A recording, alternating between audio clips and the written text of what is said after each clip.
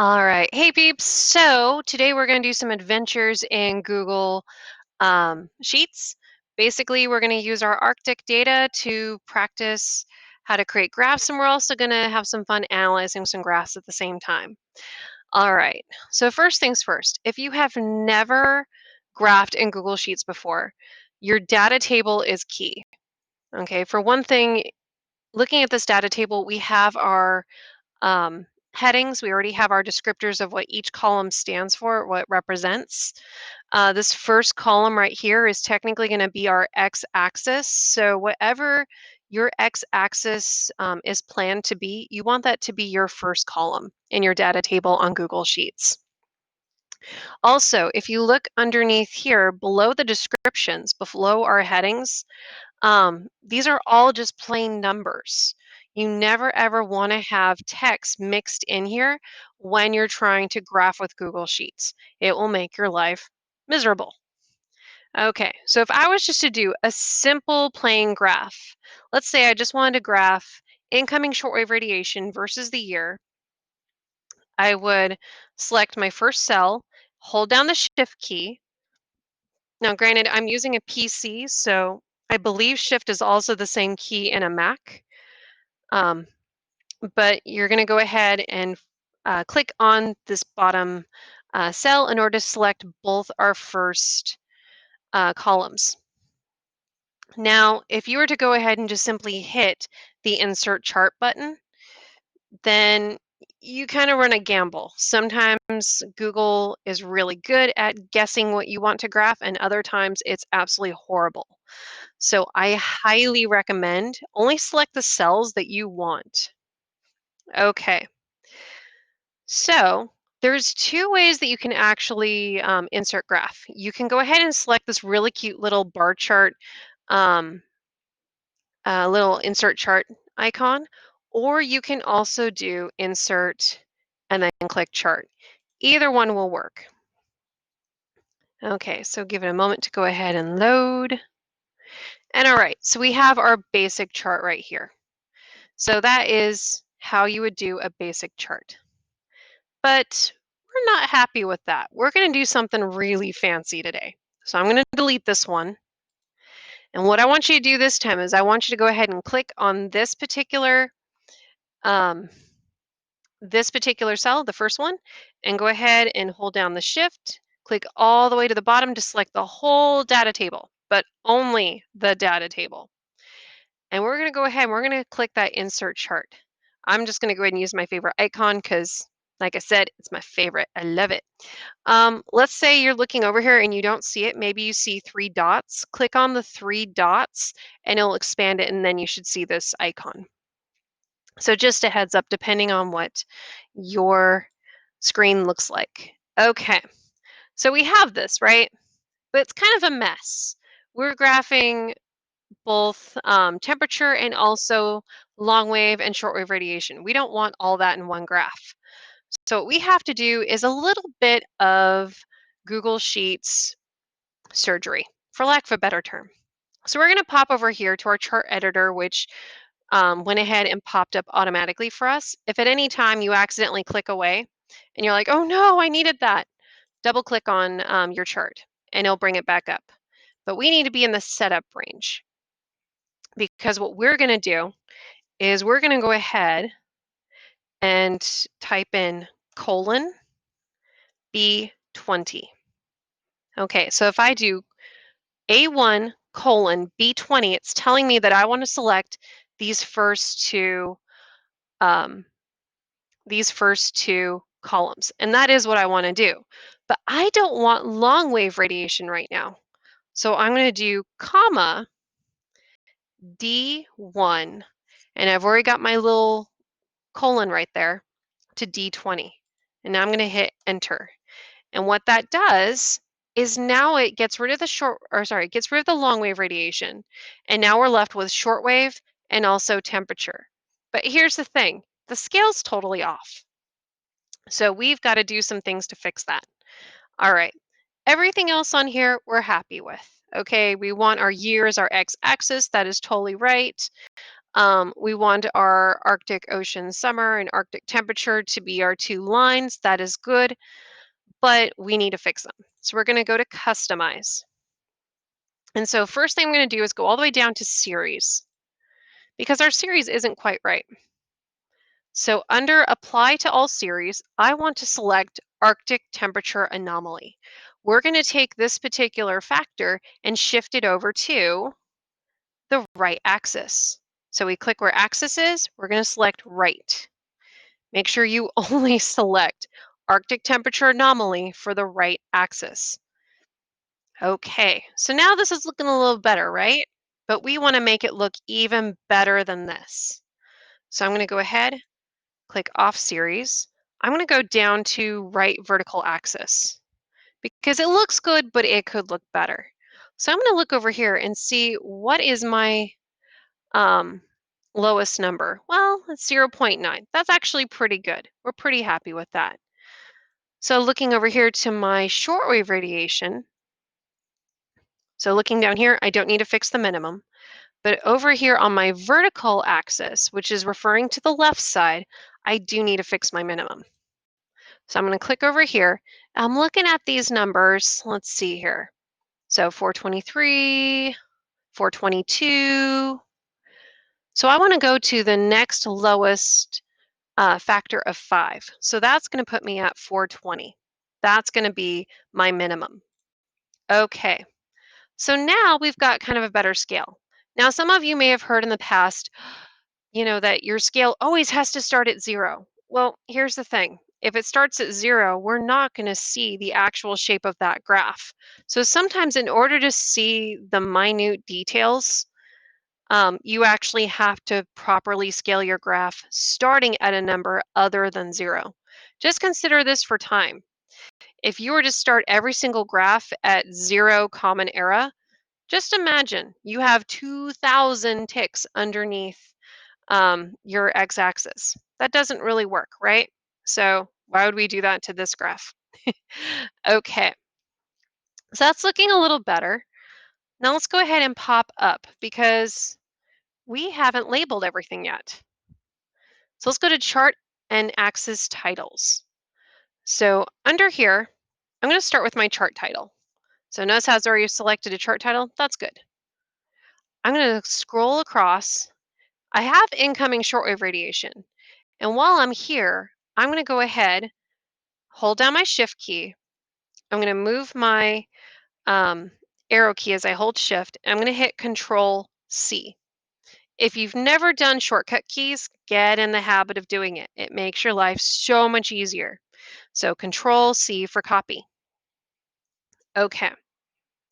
Now we're going to start hitting delete because we don't want long wave radiation. We don't need it. Boom, boom, boom, boom, boom, boom, boom, boom. Okay. So we've now got rid of long wave radiation. We're just looking at incoming shortwave radiation versus Arctic temperature anomaly over time. And I'm going to go over to the vertical axis title. So remember how I copied the units for shortwave radiation? So I'm going to go ahead and put incoming, shortwave radiation, Control V. So Control V is like put it there. That's going to paste it on there. Okay, so now we've got one side. Now we're going to do the other. So in order to do the other one, I'm going to go back to chart title. I'm going to click on another shortcut. It's called End. You should have an End button somewhere on your keyboard. And that'll take you directly to the end of that particular sentence. So now what I'm going to do is I'm going to hold down Shift. I'm going to go ahead and select this whole bit right here, Arctic temperature anomaly. The key thing here is notice how it has that little degree sign, kind of like this has that little weird uptick that represents meter squared. I can put that in if I bring up symbols, but this is a lot easier to help us label everything correctly. Okay, so we just labeled our vertical axis title. Now we want to label our right vertical axis title. So I click on that.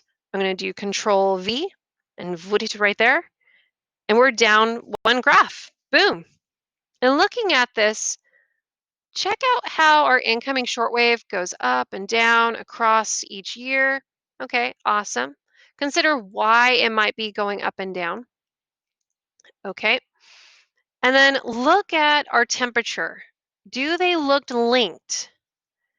Do they look like they share a relationship? Consider that. Okay. So that's one graph down. We're going to go ahead and move this out of the way because it looks cool and all, but we don't need it right now. Whoops. Come on. There we go. Click and drag. Okay, so that's off to the side now. All right, one graph down, second one to go. So we're going to do just like we did the first time. We're going to go ahead, click on year, our first cell. We're going to hold down the shift key, click on the bottom cell, and we're going to go ahead and again click insert chart. Okay. So again, we end up with this graph that's kind of a hot mess, right? We need to fix it. So think about what we need to do this time with the data range. Before we wanted to cut out our C column. Now we want to cut out our B column. Okay, think about how you're going to phrase it, because technically what we're doing here is just a little bit of coding. All right, so what I'm going to type in is colon, and it's going to be A20 because I only want that first column. And then now I'm going to do comma, and I want C and D. So now I'm going to type in C1. And I already have my colon there in front of D20. So now I'm going to go ahead and hit enter. Ta-da! So now we have long wave radiation and temperature. Everything else on here on the setup is fine. So we're going to go to customize.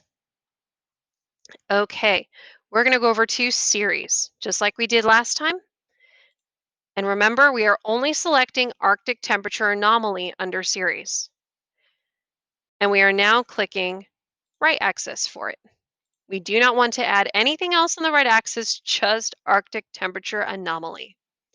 Okay, I'm going to show you another shortcut to help you with generating these side numbers, or basically changing these side numbers. So I'm going to double click on this. I'm going to look over here to see what's my minimum. So I've got 319, boom, boom, boom, boom, boom, boom, to 327. So I'm going to go with the next lowest denomination of 5. So I'm going to put in 315. And there we go. Whoa. Does that look like it has a relationship?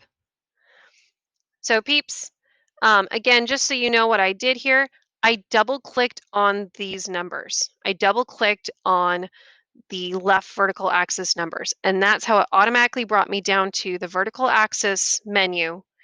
And from there, I could